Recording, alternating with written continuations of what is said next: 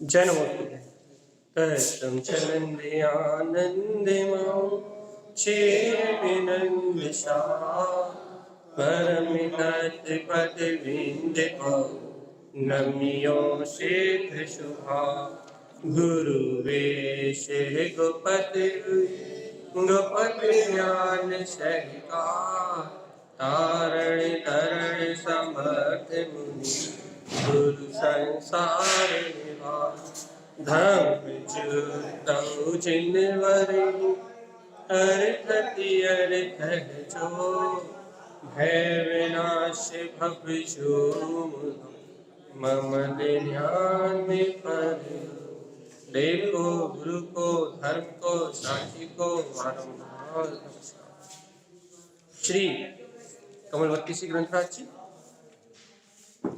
तत्त्वं च परं तत्त्वं परमप्पा परमिभावदर्शी परं जिनं परमेष्टि नमाम्यहं परं देवदेवस्य। बोलिए आचार्य प्रवर सद्गुरु संत तारण तरण आचार्य जी महाराज जी की जय हो जय हो।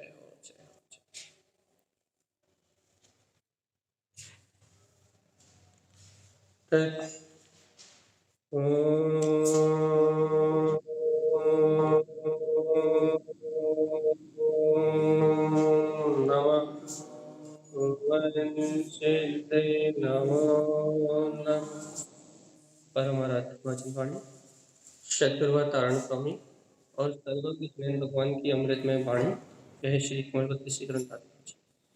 किसी ने म्यूट खोला है? कुछ कोई कह रहा है क्या? जी नवीन भैया,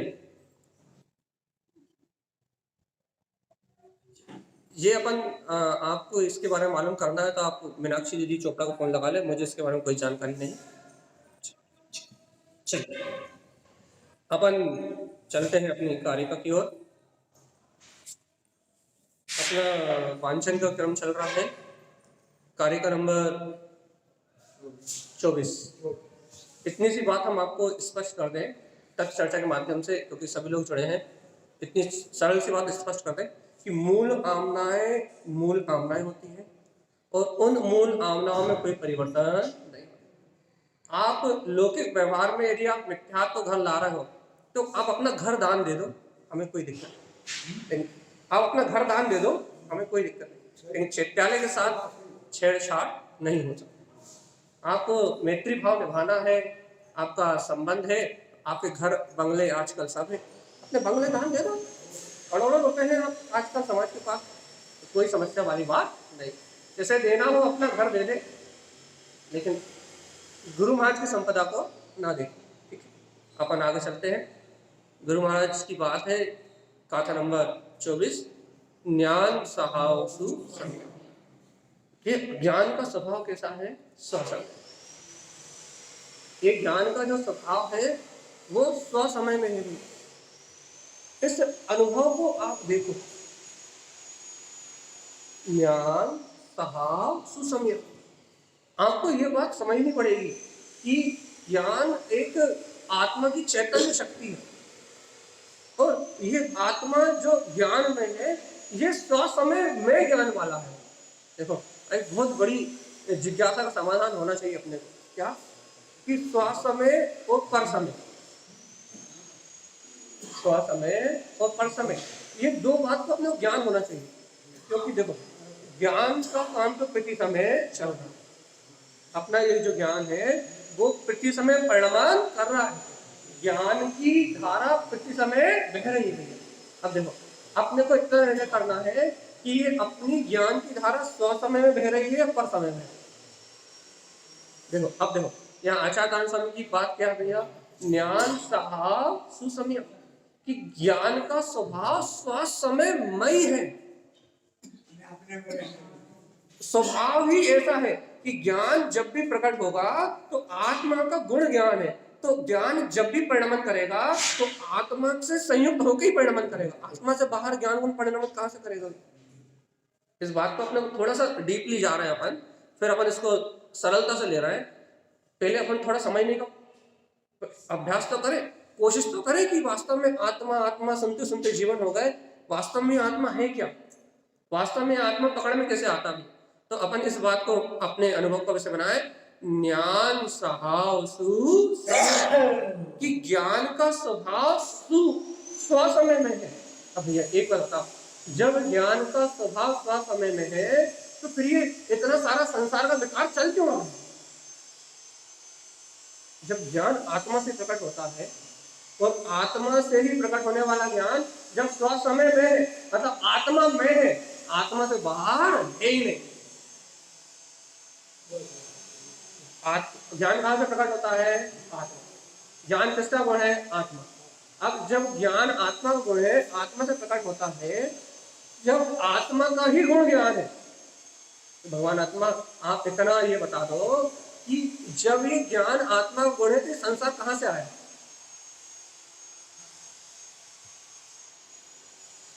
आप क्यों जानने में आ रहे हो? आप क्यों जानने में आ रहे हो?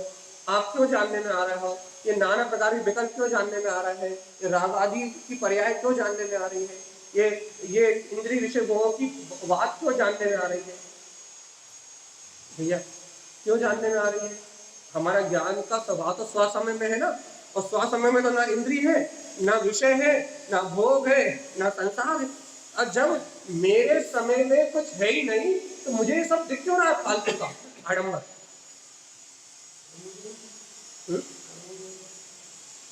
कर्मोदय कहां से आ रहा है? कौन ले आया है?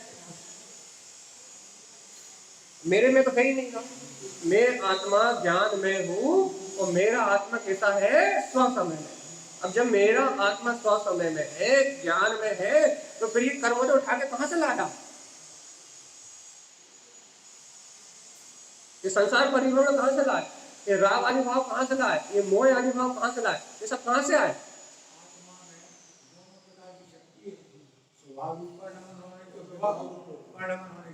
तो वो विभाग में परिणमित करके कर्मों को बंद कर दो, तो वो ये निमित्त से अपनी विभाग को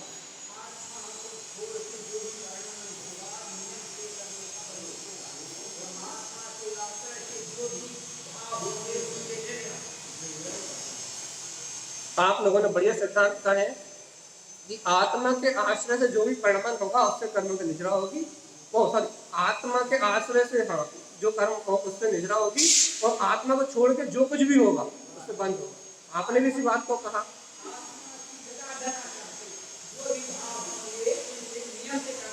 बहुत बढ़िया। और आपने ये भी कहा कि विभाव नाम की शक्ति और स्वभाव नाम की शक्ति आत्मा में है। आत्मा जब विभाव की शक्ति से संयुक्त होता है तो वो परभाव रूप परिणमित होता हुआ दिखाई देता है। जब आत्मा परभाव की अर्थात विभाव शक्ति से संयुक्त होता है तब उस परभाव परिणमित होता हुआ दिखाई देता है, लेकिन उस परभाव रूप परिणमन हो रहा है, उसका जीव का उस परभाव रूप परिणमन हो रहा है। लेकिन भैया बात तो तारा स्वामी कुछ उल्टी कह रहा है। क्या कह रहा है? ज्ञान सहावन संयम, ज्ञान का स्वभाव स्वसमय में।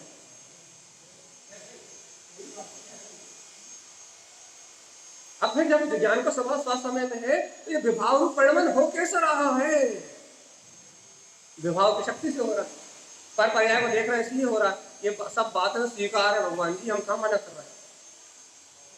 लेकिन भगवान जी उस विभाव भाव में भी वो जो विभाव भाव चल रहा है, जो राग आदि विकारी पर्याय चल रही है, उस विभाव भाव में भी स्वभाव जैसा का तैसा है।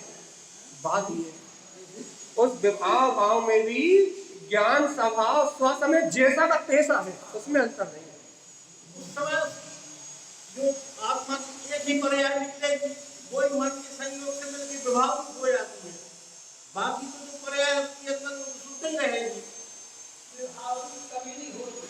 भाई मन के संयोग से हो जाएगी ना वो।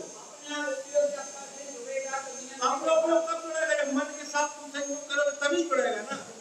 आप लोग उससे आत्मा से निकलने वाली प्रत्येक पर्याय शुद्ध ही है, मगर वो निकलती है जैसे मन से संयोग हो जाता है, वो शुद्ध हो जाती है, विभाव हो जाती है। सीधी बात इतनी सा सार ये निकल रहा है कि विभाव रूप जितनी भी अपने धारा चल रही है, अपने तारा स्वामी क्या कहना चाह रहे हैं, इस बात को, इस मर्म को समझना है कि जितनी भी ये कर्म की जो धारा चल रही है, जितना भी संयोग की धारा चल रही है, जितना भी विवाह भाव चल रहा है, उस समय भी स्वभाव में रंच मात्र अंतर नहीं आ रहा है। इसलिए वो डंके की चोट पे कह रहे हैं ज्ञान सहा सुसंयम। तो ज्ञान तो स्वसमय में है। इसलिए अंदर नहीं आएगा कि स्वभाव जो है वो तो तेरा शुद्ध है। अब वर्तमान वर्ण में होने वाली पर्याय कहाँ जवान हो जाओगे वो नहीं आएंगे। बस इतनी सी बात है कि करने वाली पर्याय अशुद्ध हो जाती है। बिल्कुल इतनी सी बात है कि ज्ञान तो स्वसमय में ही है। मेरा ज्ञान तो स्वसमय में ही है, आत्मा में ही मेरा ज्ञान है भगवान जी। लेकिन बात इतनी सी चल रही है कि जब जीव की रुचि पर भाव की होती है, जुड़ान, रुचि मतलब जुड़ान, जब जीव की जुड़ान पर भाव से होता है तो फिर सारा कचरा कूड़ा हो जाता है। फिर मिथ्या दर्शन, मिथ्या ज्ञान, मिथ्याचार, सारा विकार उत्पन्न होने लगता है। भैया तो बताओ, तो ये सारा जो विकार है, ये जितनी भी विभाव परिणति है, जितना भी अज्ञान है, ये तो परम भाव के कारण से है ना जी बात। और जब तुम उसे परम भाव कह रहे हो तो वो तुम्हारा स्वभाव कैसे हो सकता है, वो तुम्हारा ज्ञान कैसे हो सकता है, वो तुम्हारी चेतना कैसे हो सकती है। और जब वो तुम्हारी चेतना नहीं है भगवान आत्मा, तो अब इतनी सी बात पे गाड़ी आकर रुक जाती है कि अपन आज भी इसको अपना मान क्यों रहे हैं, आज भी अपन इसमें उलझे क्यों हैं, आज भी अपने को अपना स्वभाव स्वीकार क्यों नहीं हो रहा, आज भी अपने को अपना ज्ञान, जो निर्मल ज्ञान प्रकाश में अपनी अंतर चेतना है, चित्त प्रकाश में जो अपना आत्मा है, आज भी अपने को वो चैतन्य चित्त प्रकाश में वो स्वसमय स्वीकार क्यों नहीं हो रहा कि मैं अभी स्वसमय हूँ, शुद्ध समय हूँ। और स्वसमय में मेरी परिणति, ज्ञान में मेरी परिणति निर्मल है, विमल है, ममल है, ये सारी पर्याय मेरे ज्ञान का परिणाम है। आज भी अपने को ये क्यों स्वीकार है कि राग ही में कर रहा हूं, द्वेष ही में कर रहा हूं, भोग ही में कर रहा हूं, पर्याय को ही मैं देख रहा हूं। आज भी अपने को विकार ही क्यों स्वीकार है, आज भी अपने को स्वभाव स्वीकार क्यों नहीं हो रहा। जब अपन कह रहे हैं विकार के बीच में भी स्वभाव चेतन है, विकार के बीच में भी स्वभाव से ज्ञान में हूं, विकार के बीच में भी आत्मा में स्वसमय में हूं, इस सारे परिणाम के बीच में भी मेरे ज्ञान के स्वभाव में किंचित मात्र भी मलिनता नहीं है भैया। इस मलिन परिणाम के बीच में भी मेरा ज्ञान मलिन नहीं। ज्ञान की पर्याय को मलिन कह सकते हो आप। अभी अपन वैराग्य फूल में पढ़ा थे ना, तो तारण स्वामी ने मति ज्ञान, शुद्ध ज्ञान, अवधि ज्ञान, मनोप्रय ज्ञान, दर्शन, अरे तो पूरे 12 उपयोग की चर्चा करी।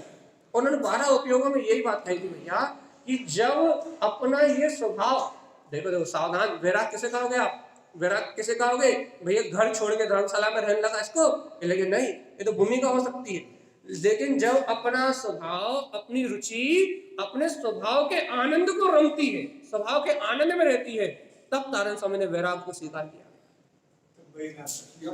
तब वैराग को स्वीकार किया। क्यों भैया, अपने बाहर वाले वैराग को वैराग क्यों स्वीकार नहीं किया। कहने लगे बाहर वाला वैराग तो भूमिका हो सकती है, वो शरीर का परिणाम है, वो संयोग का परिणाम है, और वो होगा जीवन में। लेकिन भगवान जी जब तक चैतन्य का आनंद नहीं है तब तक मोक्ष मार्ग में वैराग्य नहीं है भैया। और यही बात यहाँ अपन सिद्ध करना चाह रहे हैं। मति, शुद्ध, अवधि, मनोप्रय, केवल ये पंच ज्ञान में अपनी आत्मा है, और इन पंच ज्ञान का स्वभाव ज्ञान स्वभाव सुसंयम, इन पंच ज्ञान का स्वभाव तो स्वसमय में ही है, बिना आत्मा के पांचों ज्ञान नहीं हो सकते। लेकिन ज्ञान उपयोग का तो आठ भेद है, कुमति, कुशुद्ध, कुअवधि, वो कहां गए। ये विपरीतता है बस।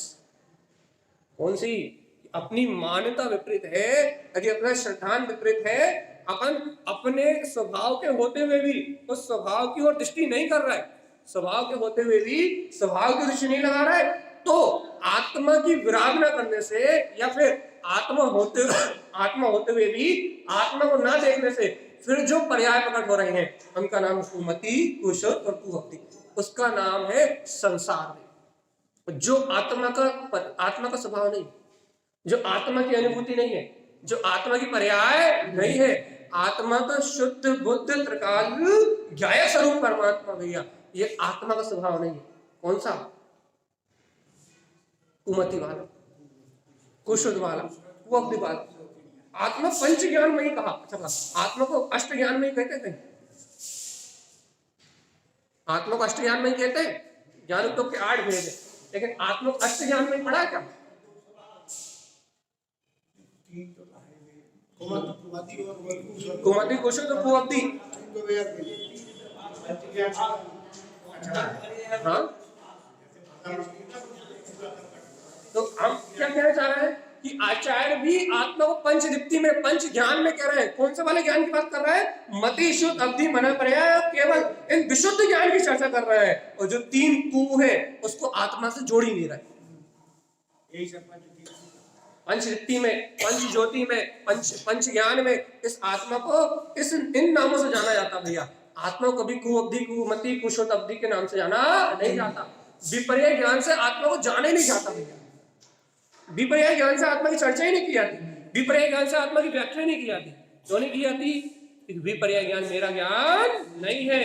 मेरा ज्ञान तो वो ही ज्ञान है, ज्ञान साहब सुसंयम, जिसमें स्व समय झलके, जिसमें ज्ञान जाता नहीं होगी ये आप ज्ञान पंच दीप्ति में है। ज्ञान में तो ज्ञान का स्व समय ही झलकता है भैया। आत्मा में तो आज आनंद ही झलकता है। लेकिन भगवान जी दुख कब होता है? जब अपन इस आनंद को नहीं देखते। जन्म मरण कब होता है? जब अपन अपने अंतर आत्मा के स्वभाव को नहीं देखते भैया। ये अनंत काल से परिभ्रमण कब होता है? जब इस स्व समय को अपन भूल जाते हैं, जब अपन अपनी विराधना करते हैं, तो ये संसार का प्रारंभ हो जाता है। जिस पल अपन अपनी विराधना करेंगे उस समय पर भाव, पर समय की चर्चा आएगी भैया।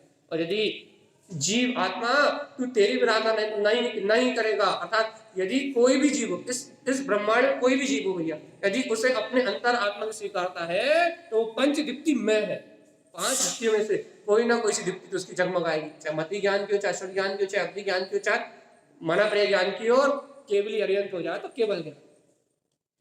इन पांच दीप्तियों में आत्मा सदैव निवास कर रहा है। इसलिए कहते पंच दीप्ति परिस्थितम। इन पांच दीप्तियों में ये आत्मा सदैव निवास कर रहा है। हे भव्य आत्मा, जब इन पंच दीप्तियों में मेरा निजनाथ ज्ञान स्वभाव मेरा ही श्वास में निवास कर रहा है, तो भगवान जी ये राग आदि विकारी भाव है क्या? कुज्ञान है क्या? ये बताओ। मैं बताएं क्या कुज्ञान? अपने आप के आनंद में ना रहना कुज्ञान, दिन रात रोना कुज्ञान, दिन रात संकल्प विकल्प करना कुज्ञान, दिन रात अपने आप को दुखी करने के लिए पर की उधेड़ में लगे रहना कुज्ञान है। दिन रात विकल्प पर के विकल्पों में अपनी आत्मा को कलेश करना कुज्ञान है। दिन रात चिंता का नाम कुज्ञान है। दिन रात इच्छा का नाम कुज्ञान है।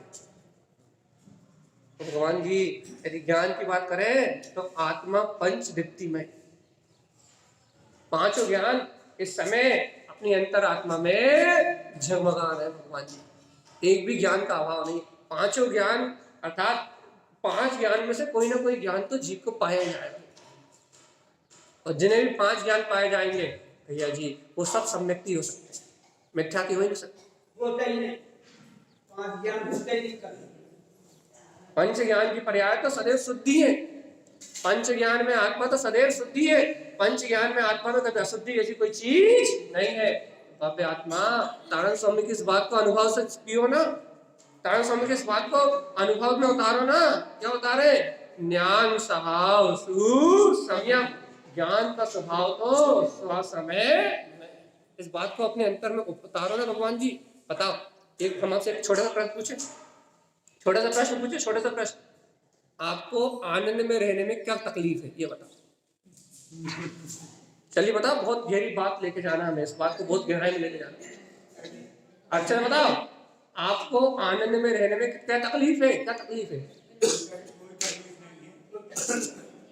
लेकिन आनंद में जीते रहना नहीं चाहता, इसलिए उपाय तो आनंद को करना, उसने गति को प्राप्त करना। बाहर में इंद्रिय विषय भोगों में आनंद की लालसा करके, विषय वासनाओं में आनंद की कल्पना करके ये जीव अपने आत्मा को पतन की ओर ले जा रहा है, आनंद खोज रहा है। लेकिन भगवान जी कहाँ आनंद खोज रहा है? पर में, जहाँ आनंद है नहीं वहां आनंद खोज रहा है। और जहाँ भरपूर आनंद लबालब भरा हुआ भैया, उस आनंद में रहने में आपको क्या समस्या है? आप ये बताओ। आपको निर्भय रहने में, निशंक रहने में, निर्द्वंद रहने में आपको क्या आकुलता है? आप बताओ भगवान, आनंद में रहने में क्या समस्या है? परिभाषा ही नहीं जान रहे हैं, तब तो आनंद में जात नहीं। बस बात यही है, ज्ञान साफ सुसंयम, कि उस स्व समय में आत्मा को अपन स्वीकार नहीं कर पा रहा है कि वो स्व समय में अंतर आत्मा ही मेरा स्वरूप है भैया। वो स्व समय पंच दीप्ति को स्वीकार नहीं कर पा रहा है। देखो भैया, भैया अब आपसे पूछे आत्मा ज्ञान में है, आप कहोगे हाँ ज्ञान में। कौन सी ज्ञान में? आत्मा पंच दीप्ति में है भैया। मति शुद्ध अवधि मन पर है, केवल ज्ञान हो।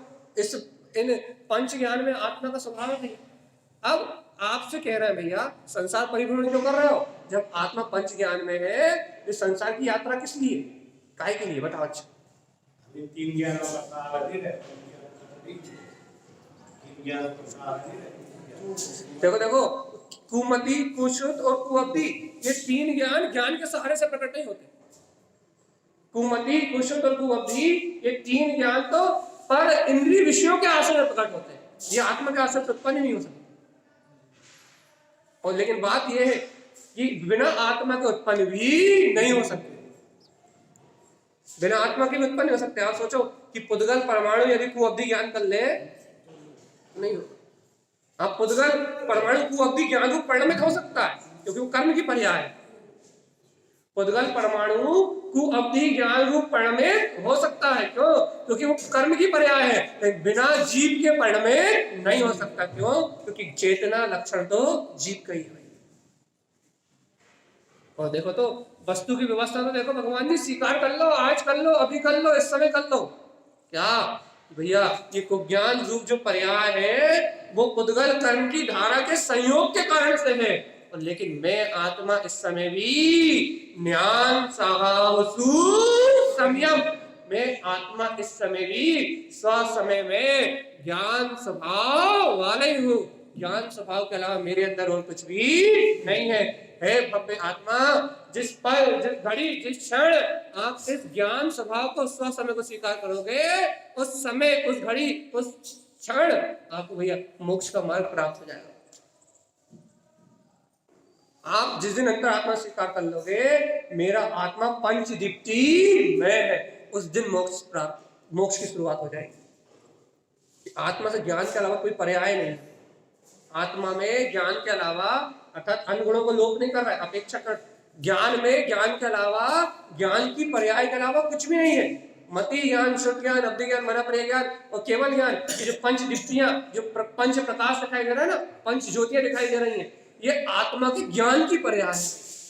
लेकिन कुमति नहीं है, याद है। कुशुद्ध नहीं है, कुअब्धि नहीं है। भगवान जी इसे कहते हैं स्वभाव की स्थापना, इसे कहते हैं स्वभाव का निश्चय। कि जब तक आप इस निश्चय को नहीं पकड़ोगे, इस आधार को नहीं पकड़ोगे, ये आधार है, ये अस्तित्व कहते हैं, अस्तित्व, ये अस्तित्व है, ये आधार है, निव है। ये जब इस निव को पकड़ोगे, जब उस पूर्ण केवल तक पहुंचोगे, जब उस स्वभाव तक पहुंचोगे भैया, जब उस अनुभूति तक पहुंचोगे, यदि इस आधार को नहीं पकड़ोगे, इस निव को नहीं पकड़ोगे, तो कभी भी उस परम केवल ज्ञान तक नहीं पहुंचोगे। ये निव है, पहले आप निव तक पकड़ो। क्या? ज्ञान स्वभाव सुसंयम, मेरे ज्ञान का स्वभाव क्या है भैया? यदि हम अब भी आपसे पूछे कि आपका स्वभाव क्या है, तब भी आप कहोगे राग भाव चल रहा है। क्या जानने में आ रहा है? संकल्प विकल्प जानने में आ रहा है। कभी अंतर आत्मा से कह दो। हम आपसे एक बात पूछे, अपनी अंतर आत्मा से कह दो, कभी आप ये कह पाओगे मैं तो जानन जानन जानन जानन रूप मात्र जान रहा हूं, मेरा स्वभाव तो ज्ञान है। ना संकल्प विकल्प चल रहा है, ना राग देश चल रहा है, ना मोह चल रहा, ना पाप चल रहा है, ना कथा चल रहा है। कह पाओगे ये बात? ये कैसे कह देंगे? वर्तमान में मलिन पर्याय दिख तो रही है, कैसे कह देंगे? तुम नहीं कह पाओगे ना, इसका अर्थ ये है, आप या हम अपन नहीं कह पाएंगे ना, इसका अर्थ ये है कि हमें वो स्वभाव स्वीकार नहीं है। वो इस समय अपनी दृष्टि कुमति, कुशुद्ध और कुअब्धि ज्ञान की पर्याय पे है। इस समय अपनी दृष्टि पंचम ज्ञान में, पंच ज्ञान में अपने स्वभाव पे नहीं है। भगवान आत्मा जब तक अपनी दृष्टि पंच ज्ञान में अपने स्वभाव पे नहीं है, तब तक निर्मल मति ज्ञान शुद्ध की पर्याय प्रकट हो सकती नहीं। ना आपका मति ज्ञान कभी शुद्ध होगा, ना हमारा कभी शुद्ध ज्ञान शुद्ध होगा। क्यों नहीं होगा शुद्ध भैया? दृष्टि दृष्टि दृष्टि दृष्टि दृष्टि। जब आप उस पंचदीप्ति को स्वीकार ही नहीं कर रहे, उदाहरण में जैसे यहाँ आरती चल रही है, दीप्ति चल रही है, ज्योति चल रही है, अब एक ज्योति से प्रकाश होता है भाई, अब आप आंख खोल ही नहीं रहे तो आपको प्रकाश कहां से दिखेगा? आंख खोलोगे तभी तो दिखेगा ना, कि अपन आंख खोल के देखेंगे कि भाई ज्योति जल रही है, इस ज्योति से प्रकाश हो रहा है, तब तो दिखाई देगा। अरे हम आंख बंद करके चिल्लाते रहो कि दिखाई नहीं दे रहा, दिखाई नहीं दे रहा, दिखाई नहीं दे रहा, दिखाई नहीं दे रहा, दिखाई नहीं दे रहा, दिखाई दे ही नहीं रहा, कब तक दिखाई दे देगा?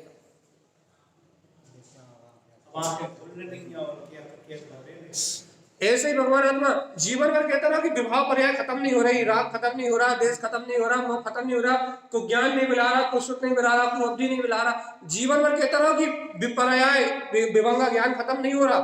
भगवान जी कभी खत्म नहीं होगा, 3 काल में खत्म नहीं होगा, क्योंकि उस विपरीत ज्ञान को खत्म करने का एक ही उपाय है, उस विपरीत ज्ञान को नष्ट करने का एक ही उपाय है, और वो उपाय है पंचदीप्ति में जो ज्योति स्वरूप आत्मा है उसको अपने अभी देख लें।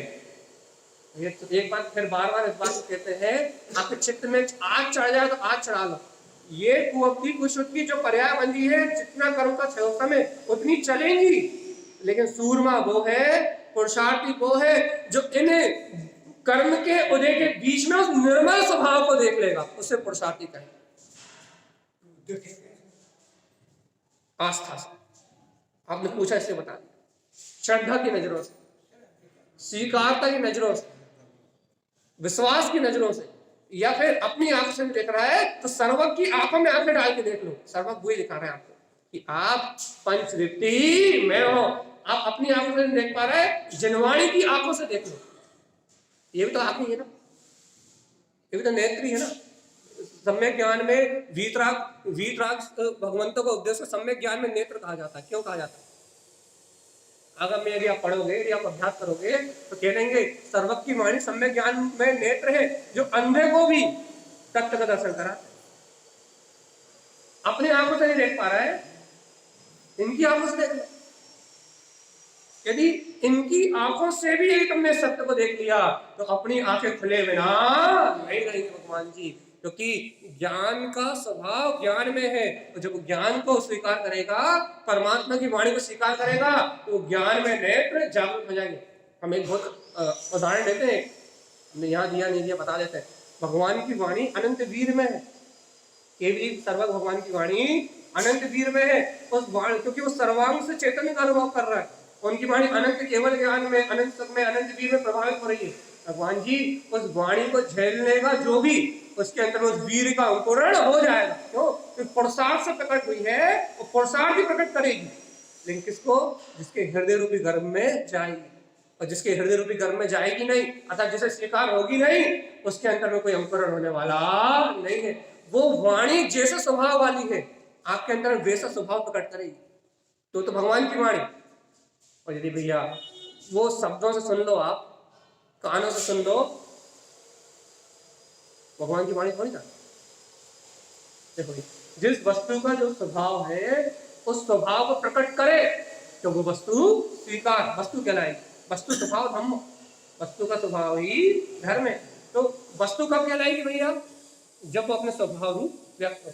यदि आप इस वीतराग वाणी को सुनो और इससे आपको प्रयोजनी आत्मज्ञान प्रकट हो तो ये भाव श्रुत में जनवाणी कहलाएगी। और यदि भैया आपके ज्ञान का प्रयोजन ना हो, आप अपनी मिथ्या मति न टूटे, अपनी पर्याय दृष्टि न हटे, अपन जड़वाद अचेतनवाद से न हटे, और अपने उस चैतन्य भाव की दृष्टि ना हो, शरीर आदि में ही रमणता नहीं रहे भैया, तो भगवान आत्मा वो दृष्टि कहाँ कहलाएगी? सम्यक दृष्टि कहाँ कहलाएगी? वाणी कब कहलाएगी? जनवाणी कब कहलाएगी भैया? जब अपने को ज्ञान का बोध करा। तो भैया हमें ज्ञान का बोध नहीं कराया तो जनवाणी नहीं कहला रही क्या? जनवाणी तो कहलाएगी, जनवाणी तो जनवाणी है। अब हमें बोध नहीं करा रहे, इसलिए हमारा पुरुषार्थ नहीं है, हमारे यदि ये वाणी जनवाणी यदि अपने को अपने स्वभाव का बोध नहीं करा रही तो क्या जनवाणी नहीं कहलाएगी? नहीं कहलाई। क्यों हमने शास्त्र को पढ़ा तो शास्त्र की तरह तो गलती हमारी है शास्त्र की। यही तो हम आपसे कह रहे हैं, यदि जिनवाणी ने आपको जिन स्वभाव को स्वीकार नहीं कराई तो वो जिनवाणी कहलाएगी नहीं। क्यों नहीं कहलाएगी, कारण आप बताओ। हमारे लिए नहीं है बस हमारे लिए नहीं है। आपके लिए जिनवाणी नहीं कहलाएगी, आपके लिए जनवाणी है ही नहीं। क्यों नहीं भैया, आपके लिए, आपके लिए जनवाणी है। जैसे दुनिया की बात सुनते हो वैसे आपने ये सुन लिया, जनवाणी नहीं तो जनवाणी है।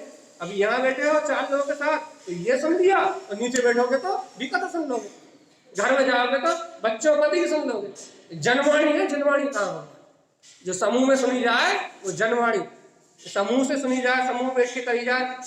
अपने 50 लोगों को इकट्ठा कर लिया, 50 ज्यादा जितने गिन नहीं रहे, अपने इतने लोगों को इकट्ठा कर लिया और यहाँ पर चर्चा कर रहे हैं। जनवाणी है, जनवाणी कहाँ? भीड़ को इकट्ठा करके जनवाणी कहाँ है? जनवाणी कहाँ है भगवान जी? ये जनवाणी तो अकेली सुनी जाती है, अपने लिए ही सुनी जाती है और अपने कल्याण के लिए सुनी जाती है। अपने अलावा किसी के लिए जनवाणी है ही नहीं। जब आप इससे इसका प्रयोजन सिद्ध हो जाएगा, जब आप इतने लोगों के बीच में रहते हुए ये अनुभव कर लोगे, भगवान जी ये जीव अकेला ही है, ये मेरी वाणी है, अर्थात जिन स्वभाव की चर्चा है, ये आत्मज्ञान की बात है और सिर्फ मेरे लिए है, दुनिया से नजरें हट जाएगी तो ये जनवाणी हो जाएगी। और भैया अभी अपन पड़ोसी बैठा हुआ है, इतना शोर हो रहा है, यहाँ वहाँ उपयोग जा रहा है, ये अपना जो उपयोग इधर भटक रहा है ना, ये जनवाणी थोड़ी ना है, जनवाणी है भैया। जनता को रंजायमान करने की वाणी। अरे भैया आप लोग बैठे हो, बड़े 2-4 डायलॉग दो, बढ़िया मस्त क्या बोलते हैं शब्द भेदी बाण चलाओ और बढ़िया 2-4 छंद सुनाओ, भैया सब प्रसन्न होकर जाना चाहिए। भैया जी कितनी सुपर चर्चा करते हैं, क्या है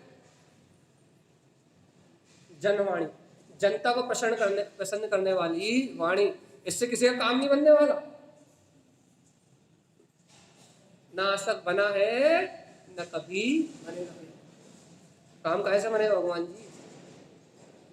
जिनेन्द्र परमात्मा ने जो कहा है उस जिनवाणी से, जब तक आप मेरी सुनोगे तब तक उनकी नहीं सुन पाओगे।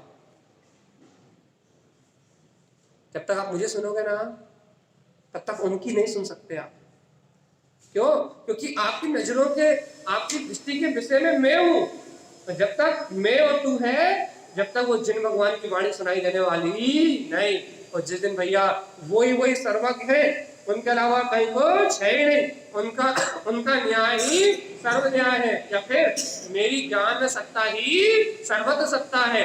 इस समय उस व्यायक भाव को स्वीकार करोगे, उस दिन जिनवाणी सुन पाओगे भगवान जी। जिनवाणी सुनने के लिए जनता से नजर हटानी पड़ेगी, जनरंजन राग से नजर हटानी पड़ेगी। जब जनता से जनरंजन राग से नजरें हटेंगी तब जिनवाणी सुन पाएंगे आप। अभी तो भैया ये जिनवाणी सुन ही नहीं पा रहे, अभी तो भैया जी को सुन रहे हैं या और किसी को सुन रहा है, पंडित जी को सुन रहा है, रूपचंद मां साहब को सुन रहा है, अभी तो लोगों को सुन रहा है अपन। जिनवाणी को कहाँ सुन रहा है? लोगों को सुन रहा है, जिनवाणी को सुन रहा है। विचार कर लो भगवान जी। गुरु दानंद स्वामी की बात है, ज्ञान साव सुसंयम।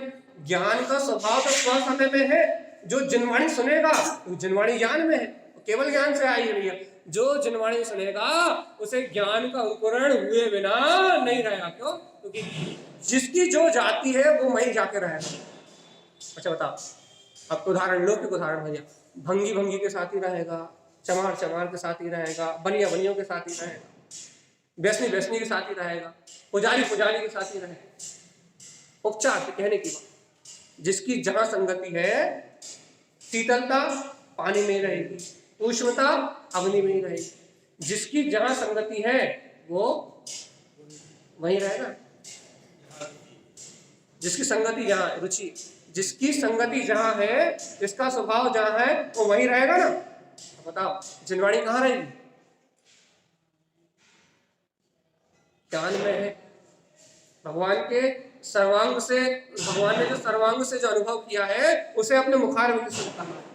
वो चिन्माणी ज्ञान में है, कहाँ रहेगी? इतनी सी बात समझ में आ जाए तो ये आत्मा ज्ञान स्वभाव सुसंयम, मेरा आत्मा स्वयं ज्ञान स्वभाव स्वसमय में है, मेरा पर समय में परिणाम नहीं होता। जैसे पंचदीप्ति में मति शुद्ध अवधि मन पर्याय केवल ज्ञान में मेरा स्वभाव है।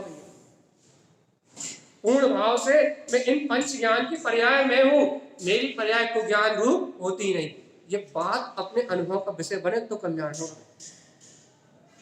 अब तर्क देगा कोई, भैया अभी तो कुज्ञान की पर्याय चल रही है, अभी कुअवधि की पर्याय चल रही है, अभी नरक में तो कुअवधि है, स्वर्ग में तो कुअवधि है। अरे कोई तर्क देगा पर्याय का, भैया पर्याय में तो अशुद्धि चल रही है, तो तर्क तो आएगा ही, क्योंकि बुद्धि तो है। अभी तर्क आएगा कि भाई पर्याय में तो कुमति है, कुछ है। भैया हम उस तर्क का जवाब ये दे रहे हैं कि जो इस पर्याय से रहित अपने स्वभाव का आश्रय ले लेगा उसी के लिए मोक्ष मार्ग है।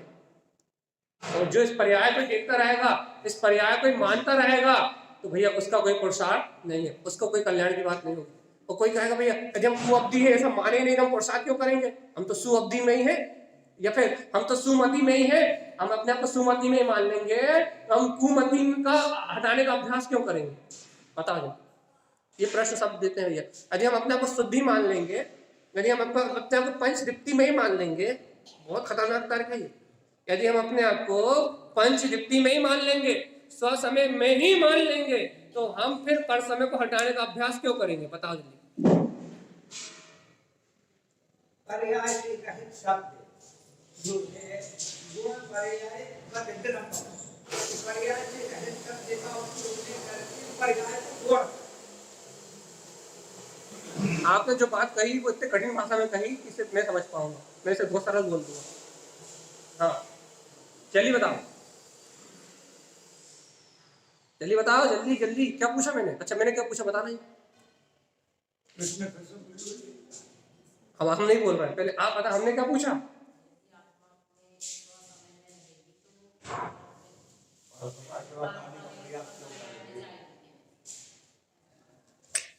प्रश्न खत्म कर दिया।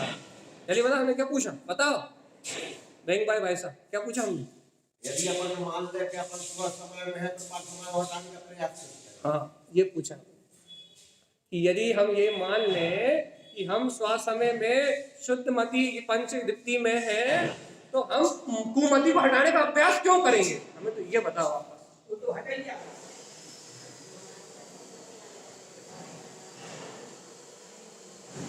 जी सुनो, ये प्रश्न सिर्फ वही कर सकता है जिसने अपने आप को पंचदीप्ति नहीं माना, क्योंकि यदि तू मान लेता तो वो पर्याय तो अपने आप ही गल ही जाती। क्योंकि सम्यक मानता का नाम ही तो सुमति है, सम्यक धारणा का नाम ही तो सुमति है। यदि तू ये धारण कर लेता कि मैं पंच ज्ञान में हूं तो कुमति रहती नहीं, और रहती नहीं तो तुझे कुछ कहने नहीं पड़ता। तूने माना नहीं है, तूने सिर्फ सुना है, और तू कानों से सुने हुए को प्रसाद मानता है, समझे हुए को प्रसाद मानता है। धारण करने का नाम प्रसाद भव्यात्मा। तूने ये सत्य धारण किया होता तो कुमति पर्याय लाता कहां से, ये बता। आती नहीं वो। तूने अपने आप को शुद्ध माना होता, मानता में लिया होता, तो मैं अशुद्ध हूं ऐसी मिथ्या श्रद्धा कभी आती नहीं। क्योंकि श्रद्धा या तो यहां आएगी या वहां रहेगी। तूने यही कर ली तो वहां रहने का कोई काम है ही नहीं। हाँ तू यहां नहीं ला पा रहा अपनी श्रद्धा को, इसलिए संक सल भय नाना प्रकार की उलझने इसलिए उत्पन्न हो रही है कि श्रद्धा परिणमित होके यहाँ नहीं आ रही। अब जब यहाँ नहीं आ रही, सुन तो रहे तो भाई सुन तो रहे कि मैं शुद्ध हूँ, बुद्ध हूँ, मुक्त हूँ, लेकिन वो श्रद्धा यहाँ आ नहीं पा रही, तो फिर क्या हो रहा है? द्वंद। द्वंद का उत्पन्न होते हैं। दो लोगों को द्वंद नहीं होते। किसको? कौन कौन को द्वंद नहीं होते बताओ? एक शुद्ध भगवान को और एक मिथ्या दृष्टि को। उसे कोई मिथ्या दृष्टि का मतलब ही नहीं, जिसे सम्यक दर्शन करना ही नहीं है, उसे कोई मतलब ही नहीं है कि आत्मा है कि नहीं है, उसे कोई द्वंद नहीं है। उसे अनंत संसार में ही रहना है, उसे कोई द्वंद है क्या? नहीं। आत्मा है कि नहीं है, ऐसा कोई संशय का काम है क्या? कोई संशय ही नहीं होते, बिल्कुल निश्चिंत है, कायम निश्चिंत है कि मैं शरीर ही हूं और संयोगी मेरे हैं। उसे कोई दो का भेद नहीं। और सिद्ध भगवान को, केवल यानी परमात्मा को, या फिर जिन्हें क्षयिक सम्यक दर्शन है उनको कोई द्वंद नहीं, आत्मा है कि नहीं। लेकिन क्षयिक सम्यक दर्शन से पहले का जीव को द्वंद हो सकता है। क्या द्वंद हो सकता है? आत्मा है कि नहीं। और सबसे ज्यादा द्वंद कहाँ होगा? आवृत्ति की भूमिका में। जब आप तत्व को स्वीकार करोगे, जब आप प्राथमिक भूमिका में उस तत्व को स्वीकार करने का अभ्यास करोगे, द्वंद उत्पन्न होगा। यही क्या उत्पन्न होगा भैया? अभी श्रद्धा जा नहीं पा रही अंदर, श्रद्धा ये स्वीकार कर नहीं पा रही कि हाँ वो वीतराग तत्व में ही हूँ। तो भैया रोज रोज सुन रहे हो, रोज रोज दो दो तीन तीन टाइम सुन रहे हो कि तू आत्मा है, तू शुद्धात्मा है, तू परमात्मा है, तू केवल ज्ञान में है।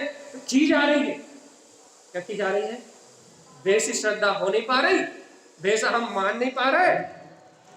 मानता तो बेटी की शरीर ही हूँ, सहयोगी हूँ, पुत्र परिवार ही हूँ, वैसा हम मान नहीं पा रहे। और आप रोज रोज पकड़ के खींच के जबरदस्ती बैठा के ये कह रहे तो शुद्धात्मा है, तो शुद्धात्मा है, शुद्धात्मा। अब द्वंद हो रहा भाई। श्रद्धा क्या नहीं कर पा रही? श्रद्धा अपने स्वभाव में भी नहीं जा पा रही। तो भैया अब शरीर पर्याय में तो मैं पना है, लेकिन भगवान की वाणी सुन रहे हो, इसे भी अपना नहीं मान पा रहे। भगवान की वाणी सुन रहे हैं तो घर पुत्र परिवार को भी अपना नहीं मान पा रहे। और आज जो घर पुत्र परिवार अपना लग रहा है उसे अपना मान नहीं पा रहे। क्यों?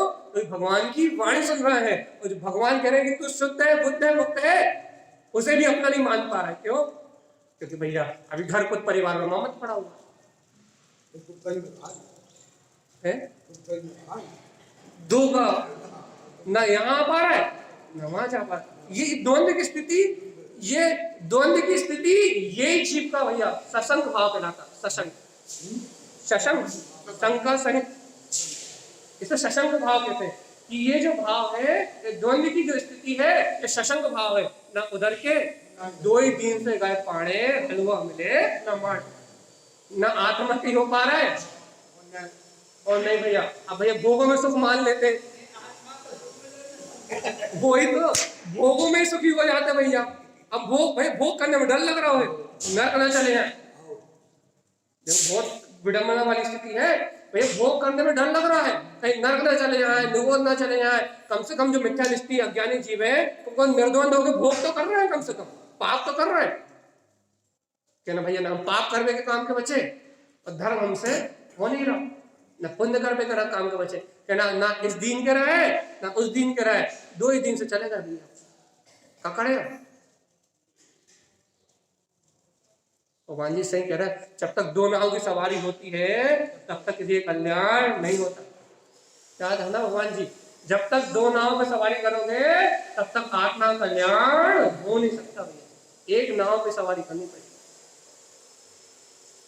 दो नाव पे कोई पार नहीं हुआ आज तक। दो नाव पे कोई पार नहीं हुआ भैया। यदि आपको मोक्ष का मार्ग बनाना है, मुक्ति का मार्ग बनाना है, तो एक ही की सवारी करनी पड़ेगी, एक ही गुरु को स्वीकार करना पड़ेगा, एक ही भगवान की वाणी को स्वीकार करना पड़ेगा और उन्होंने जो उपदेश दिया है उस उपदेश को अपने जीवन में लागू करना पड़ेगा। और आचार्य तारण स्वामी कह रहा है, ज्ञान सहावम सुसमयम, तो तेरे ज्ञान का स्वभाव स्वसमय में। अब दूसरा द्वंद नहीं होना चाहिए। द्वंद हुआ भैया, इस ग्रंथ में तो ऐसा लिखा है कि अभी तू राग आदि का भी करता है, यदि शंका आ गई, ये तर्क नहीं है, युक्त तर्क नहीं है, शंका है। लिखा तो है मां, लेकिन आपको इस समय विकल्प क्यों आया? आपको इस समय विकल्प क्यों आया कि मां ऐसा लिखा है? क्योंकि आपके श्रद्धान में निचकता नहीं, आप अपेक्षाओं के कथन को नहीं जानते, आप ज्ञान की पराकाष्ठा को नहीं जानते, आप श्रद्धान के रहस्य को नहीं जानते, आप समर्पणता की भाषा को नहीं जानते। क्या कि जब तक हम इस सत्य में समर्पण नहीं करेंगे, जब तक ये बात अपने को स्वीकार नहीं होगी, क्या ज्ञान सहावम सुसमयम, कि मैं आत्मा ही स्वसमय वाला हूँ, तब तक ये बात स्वीकार नहीं होगी। पंच दीप्ति में परम ज्योति को जब तक अपने में स्वीकार नहीं करेंगे तब तक कल्याण होने वाला। स्वीकार तो करो। भगवान जी सही बताओ, आखिरी बात है भैया, बिल्कुल 10 मिनट बचे हैं मात्र, और हम इस ज्ञान साहबन सुसमयम, हम आपको 45-50 मिनट से एक ही बात सुना रहे हैं। हमको 50 मिनट से एक ही बात घिस रहे हैं। ज्ञान स्वभावम सुसंयम, कि आत्मा तू ज्ञान स्वभाव वाला स्वसमय में है, पंचदीप्ति में तेरा स्वभाव है। एक भी ज्योति कम नहीं है, जब भी होंगी 5 ही होंगी भैया। मतलब पंचम केवल ज्ञान होगा तो 1 होगी, और भैया एक साथ 4 ज्ञान होंगे तो मन पर्यायतक होंगे, और नहीं तो मति शुद्ध तो है ही होंगी, तो यही 5 होंगी, और नहीं तो नहीं होंगे भैया। कुअब्धि वगैरह कहाँ से आ गए, ये कहाँ से लिया है इन्हें? कुअब्धि को, कुशुद्ध को, ये कहाँ से लिया है? कुमति को कहाँ से लिया है? दूसरे के घर से चोरी किया हुआ ज्ञान है ये, इंद्रिय विषयों से चोरी किया हुआ ज्ञान। ये कुअब्धि, कुमति, कुशुद्ध, ये मन और इंद्रियों से चोरी किया हुआ ज्ञान है, कर्मों के क्षयोपशम का ज्ञान है, ये अपना ज्ञान नहीं है, ये चोरी किया हुआ ज्ञान है, ये पर के आशय से लाया। अपन क्या कहते हैं कि इनके यदि ये नहीं होते तो हम क्या से जानते, मतलब इनके होने से तुम इन्हें जान रहे हो, है ना, ये तुम्हारे अंदर ज्ञान है, इससे तुम जान रहे हो। यदि मैं यहाँ प्रवचन नहीं करता तो हम कहाँ से इस आत्मा की बात को सुनते? मतलब मेरे प्रवचन करने से आपको आत्मज्ञान हो रहा है ना? कहाँ से हो रहा है? हाँ, कहाँ से हो रहा है?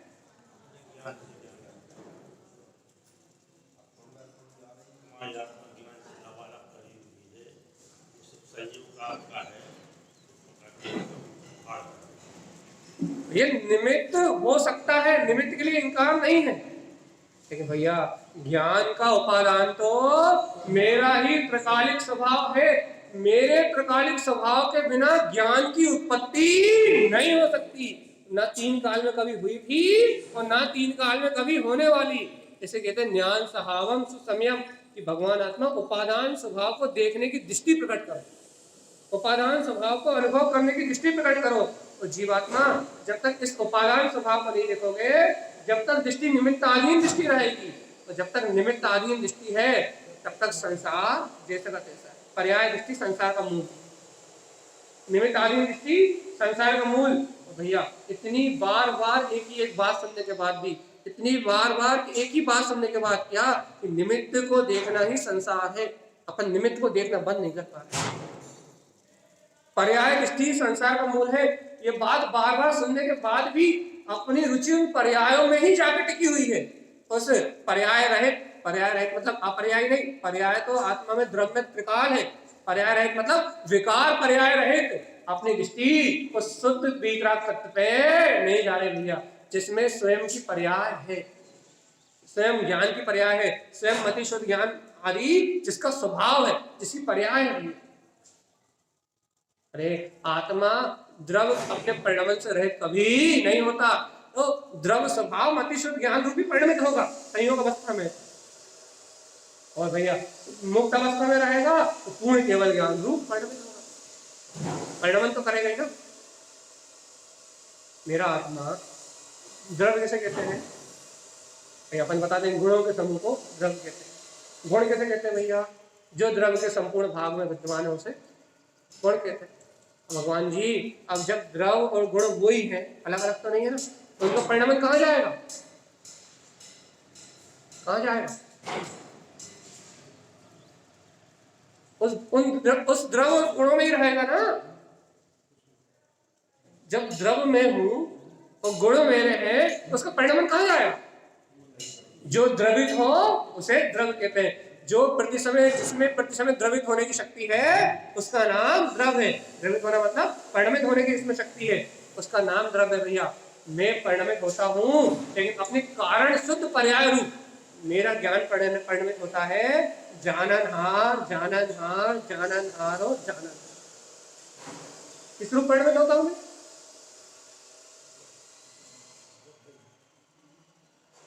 नहीं पता लगा भी, पूरा 1 घंटा हो गया इतनी सी बात में बस। 1 घंटे से हम आपको एक ही चीज बोल रहे हैं भगवान जी, इतनी सी बात समझ में एक अच्छे बताओ, समझ में आ जाए तो बेड़ा पार हो जाए, या हम समझने ही नहीं चाहते?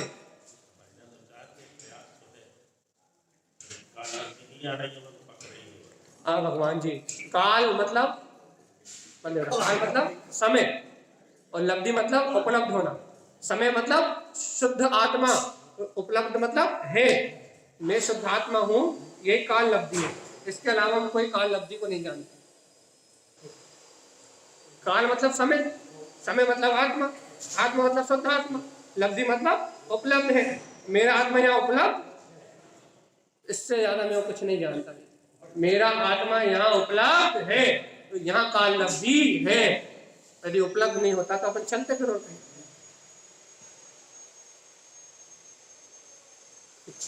मुझे तो आप कुछ भी बोलोगे ना, कोई से भी आगम से, कोई से भी नए से, कुछ भी, मुझे कहना यही है।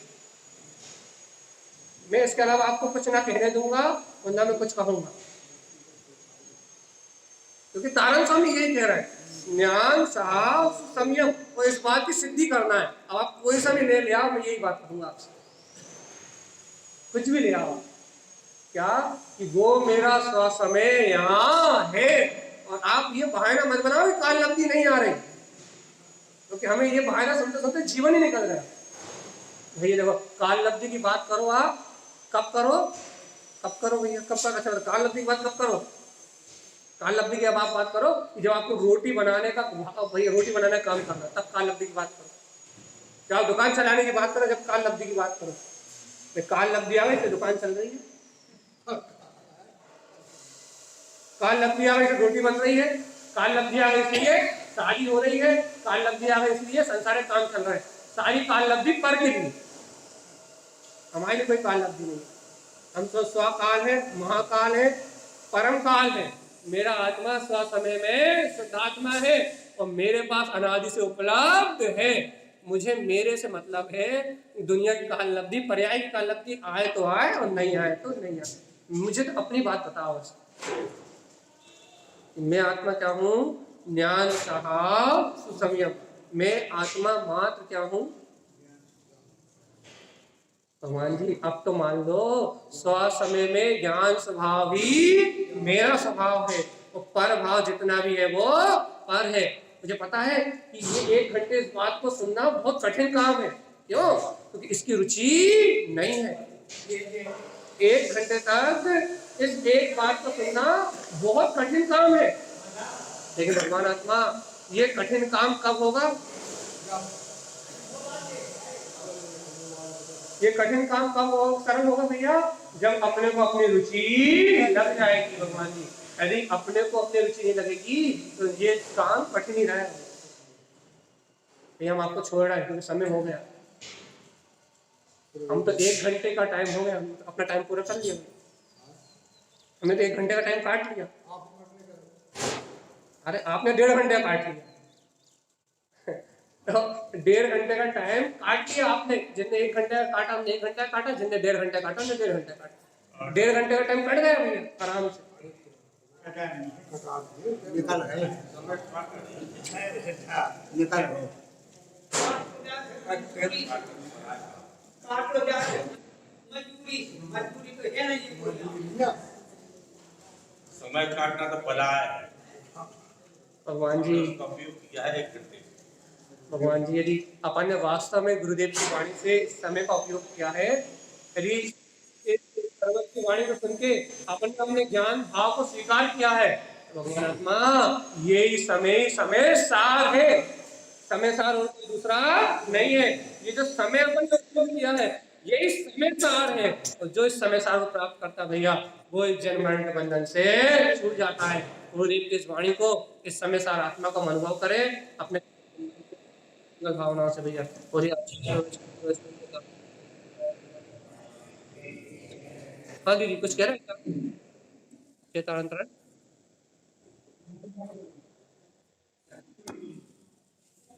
यदि आप लोग दोपहर की क्लास लगवाना है यदि आप लोगों को, तो आप लोग अपने नंबर लिखवा दो, रागनी दीदी या कोई के भी पास लिखवा दो आप नंबर।